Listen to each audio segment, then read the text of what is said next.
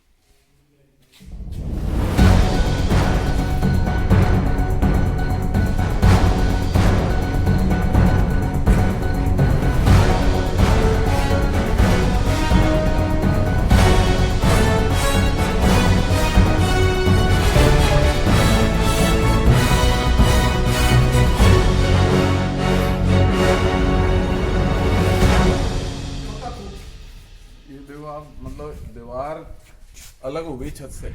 ये वर्तमान में कैरेक्टर से है।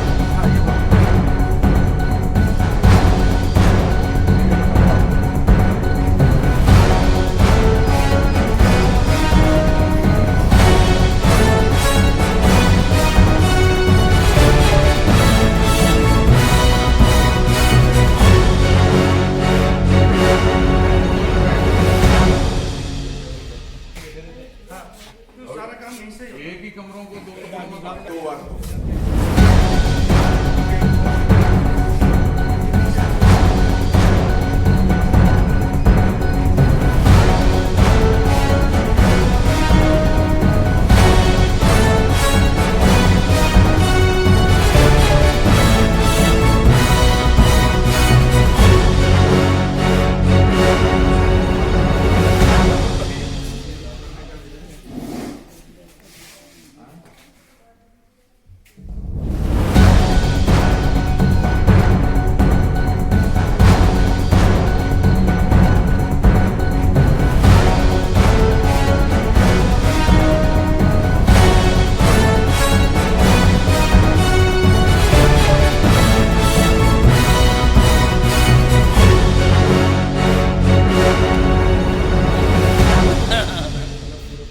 सामान शिफ्ट करवाई दिल में चीज है।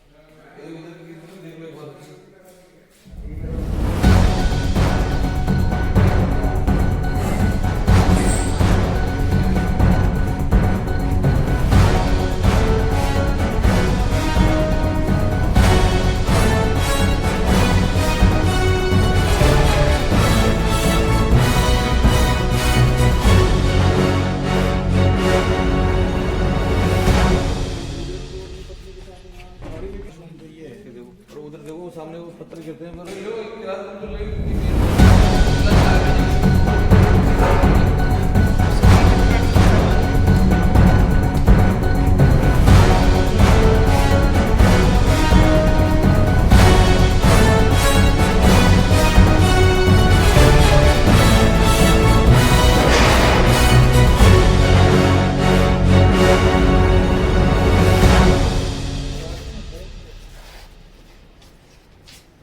ये आपको लाइट पंखे चलते ये बोर्ड है जहाँ गिरी रहे। हाँ।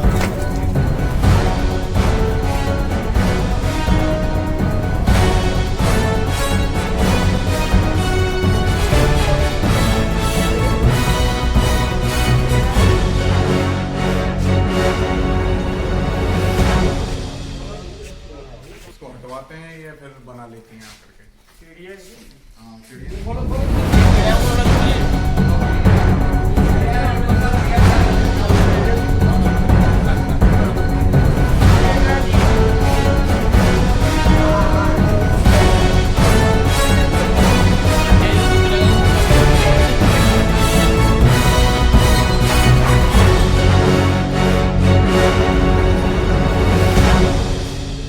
दीपक गुजर जी में हाँ वो दीपक गुजर जी उसके बाद में चुनाव जी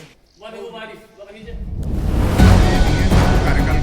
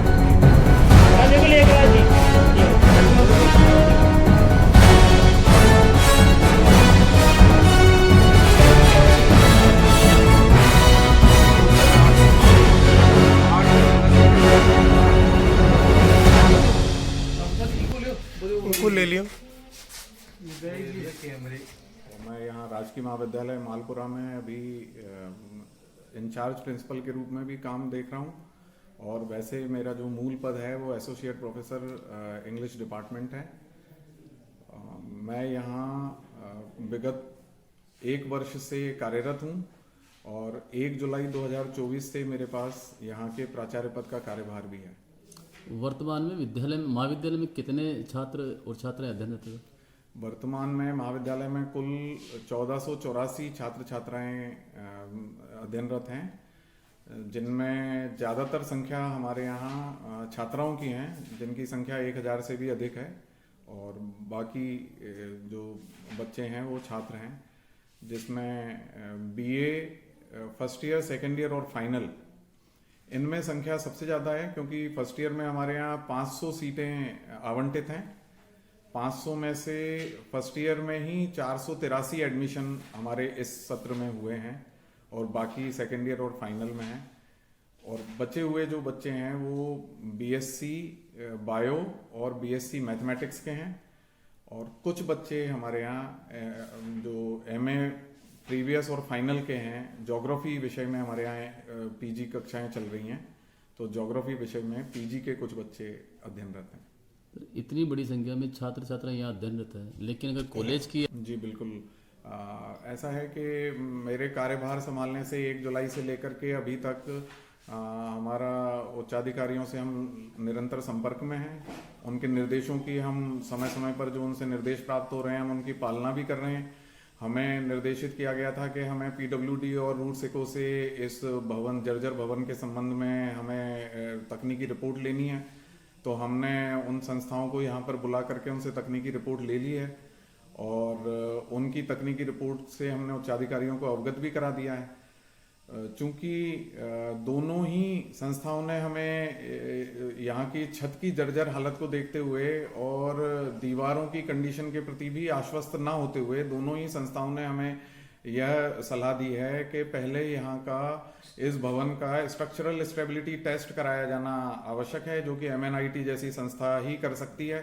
हमने एमएनआईटी को अभी पिछले कुछ समय में ही 2 पत्र लिखे हैं। हम लगातार उनसे संपर्क करने का प्रयास कर रहे हैं।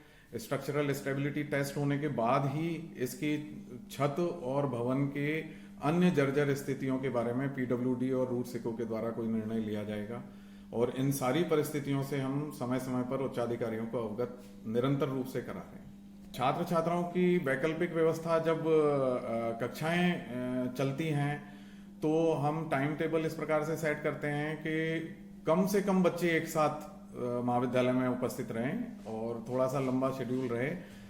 लेकिन साइंस के बच्चों को हमें उनकी कक्षाओं को लैब में ही चलाना पड़ता है, क्योंकि हमारे पास कक्षों की बहुत कमी है।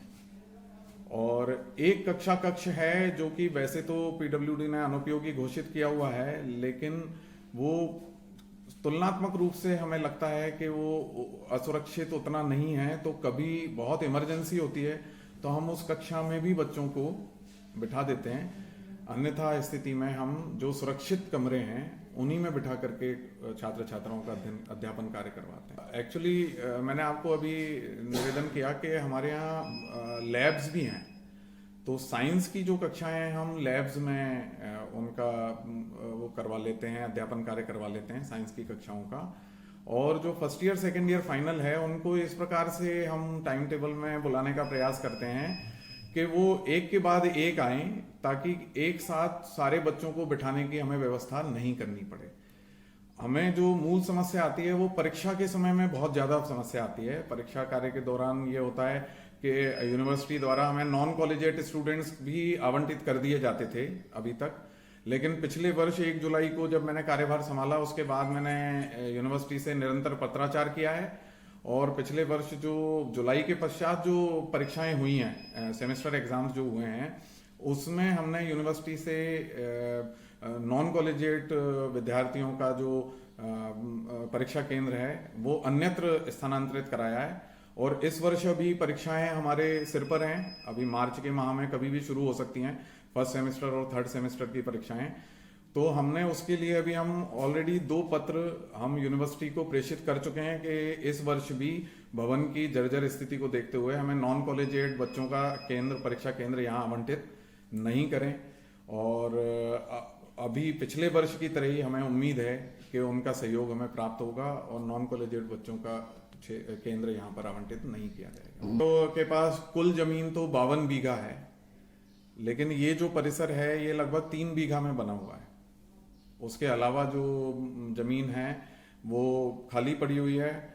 उस पे अभी तक बहुत सारी जंगली झाड़ियां उगी हुई थी। हम सभी स्टाफ मेंबर्स ने प्रयास करके और अभी उन झाड़ियों को हमने बिल्कुल साफ करवा दिया है। और हमारा भविष्य में योजना ये है कि यहाँ पर कुछ प्लेग्राउंड्स भी तैयार करवाए जाएंगे इस जमीन पर। और यदि भविष्य में कभी कोई नए भवन की कोई योजना बनती है तो उसमें भी ये जमीन उपयोगी होगी। जी, अभी ये हमारे संज्ञान में आया। हमने जब ये झाड़ियां साफ कराई हैं तो हमें झाड़ियों के अंदर ये छुपे हुए कुछ लोग हमें मिले हैं। इस संबंध में हम एक पत्र पहले एसडीएम सर को लिख चुके हैं और अभी हम जो यहाँ का पुलिस डिपार्टमेंट है उनसे भी सतत संपर्क में है। उनसे हमारी टेलीफोनिकली और फिजिकली भी वार्तालाप हो चुके हैं। अभी हम एक पत्र और एसडीएम साहब को लिखने के लिए हमारी योजना है और इस महाविद्यालय का एक बार फिर से हम जमीन का आकलन करवा करके और उसका परिसीमन करवा करके और उनसे हम ये निवेदन करेंगे कि उनके सहयोग से यहाँ पर जो भी अस्थायी अतिक्रमण इन्होंने किए हुए हैं उनको यहाँ से हटवाया जाए। विधायक प्रतिनिधि मिस्टर यशपाल चौधरी हैं और एक मिस्टर पवन जैन है। तो ये जो कभी कभी या नहीं आते सर? जी, महाविद्यालय विकास समिति की जब बैठक होती है तो हम सभी को आमंत्रित करते हैं और ये भी उपस्थित होते हैं और महाविद्यालय की समस्याओं से हम इनको भी अवगत कराते रहे हैं।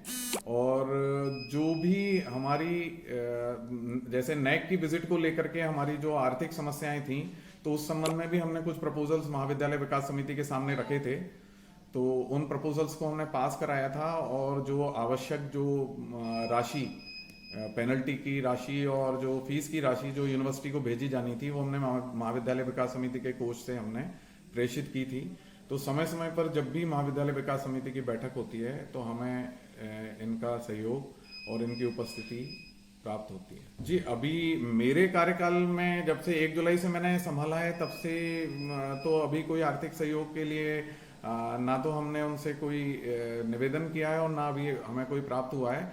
लेकिन उनको हमने पत्र के द्वारा सूचित करवाया था और उनके द्वारा हमें यह आश्वस्त किया गया था कि आगामी कुछ दिनों में महाविद्यालय के लिए कुछ राशि आवंटित की जा सकती है। मैं हूँ फर्स्ट ईयर में आप BA first year first year के छात्र, तो आप कॉलेज आते हो डेली? हाँ सर। तो यहाँ की सुविधा के बारे में बताओगे, क्या क्या सुविधा है, क्या दुविधा है, क्या आप यहाँ पर सभी सुविधा है, वॉशरूम सब वगैरह सब साफ है, पानी वगैरह की व्यवस्था अच्छी है। पर यहाँ पे जो बिल्डिंग की स्थिति है वो बहुत ख़राब है। अभी तो चलो धूप का मौसम है इसलिए फिर भी सही है, लेकिन जब यहाँ बारिश होती है तो पूरे क्लासरूम से पानी टपकने लगता है, कॉपियाँ गीली होने लग जाती है, तो यहाँ पढ़ने की व्यवस्था ढंग से हो नहीं पाती है। तो पढ़ाई की एग्जाम की तैयारी प्रॉपर हो जाती है इस कॉलेज में क्या आपकी? हाँ, हो जाती है एग्ज़ाम। यहाँ पे ग्रुप बनाया छात्रों का और एसडीएम वगैरह पर ज्ञापन सौंपा था कि भाई बिल्डिंग की हालत ख़राब है। पर अभी तक वहाँ से बिल्डिंग की हालत देख करके आपको कभी डर नहीं लगता? डर लगता है सर, यहाँ पे कभी भी कोई भी पत्थर वगैरह गिर जाए, कोई भी हादसा हो जाए यहाँ पे। यार मैं यहाँ से बीए फर्स्ट ईयर कर रहा हूँ। हम यहाँ पे बिल्कुल पढ़ाई के मामले में बिल्कुल डर के पढ़ाई कर रहे हैं क्योंकि यहाँ की कॉलेज की हालत बहुत ख़राब है। कभी भी छत से पत्थर वगैरह गिरते रहते हैं। बारिश के टाइम यहाँ पे छत से पानी गिरता रहता है, पेपर देने में समस्या आती है हमारे को। यहाँ की और सब व्यवस्था तो सही है बट यहाँ पे छत की व्यवस्था कॉलेज की स्थिति ख़राब है। यहाँ से 2-3 बार पत्थर भी गिरे हुए हैं बच्चों के ऊपर। यहाँ पे काफ़ी समस्या आती है पेपर देने में। कॉलेज में आते हैं तभी हमारे को लगता है कि कभी भी कुछ भी हो सकता है। कॉलेज में आते ही हमें यह डर लगता है कि कभी भी हमारे ऊपर कुछ भी हो सकता है, इसलिए जल्दी से जल्दी कार्रवाई की जाए। नहीं, क्या डर लगता है आपको? कि पत्थर हमें ऊपर से आ जाए कभी भी छत से। कोई बात को ना कोई ठीक है।